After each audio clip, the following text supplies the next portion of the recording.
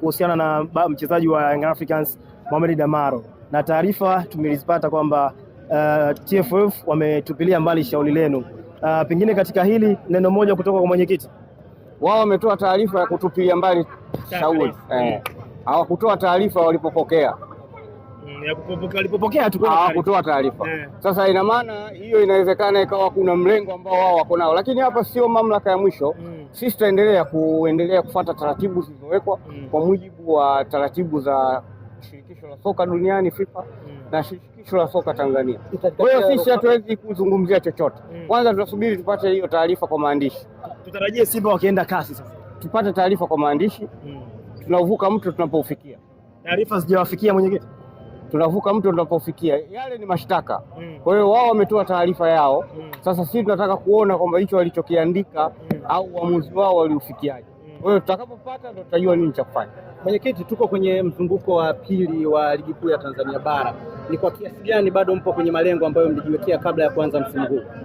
Sasa hivi sisi bado hatujamaliza mechi za mzunguko wa kwanza. Kama unavyoona hii mechi ya leo tuliocheza ilikuwa ni mechi ya kiporo.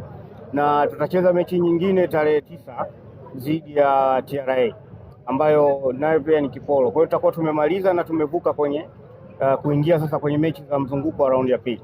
Kwa hiyo bado ligi inaendelea, kwa maana kwamba leo inaweza kuwa kama sikosei ni mchezo wetu wa 14. Kwa hiyo bado tuna mechi nyingi za kuendelea kucheza na kukusanya point. Sisi tunaamini zaidi katika matokeo ya mpira kiwanjani na hatuwezi kukadiria kwamba tunaweza au hatutoweza kuchukua ubingwa leo hali ya kuwa bado tuna mechi 15 za kucheza. Hao ambao wanajihakikishia ubingwa kabla hawajacheza ligi yenyewe, utakuwa na mambo mengine wanayoyaamini nje ya mpira. Pengine mwenyekiti, kwenye hili la usajili wa wachezaji, kuna taarifa pia tumezisikia nje kama ambazo zilianza hizi za Damaro. Ni kweli na nyewe kuna baadhi ya wachezaji mnataka kuwafanyia huo usajili? Usajili wa vipi? Kuwabadilisha uraia, kuwapa raia wa Tanzania.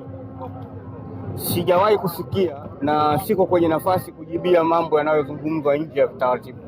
Hilo sijawahi kulisikia. Sasa hivi sisi tuna wachezaji ambao wako kamili na tutakapofikia wakati huo tutasema mchezaji gani ambaye tumempunguza, mchezaji gani ambaye tumemuongeza, na kama unavyoona wachezaji wanaoongezewa mikataba tunatoa taarifa.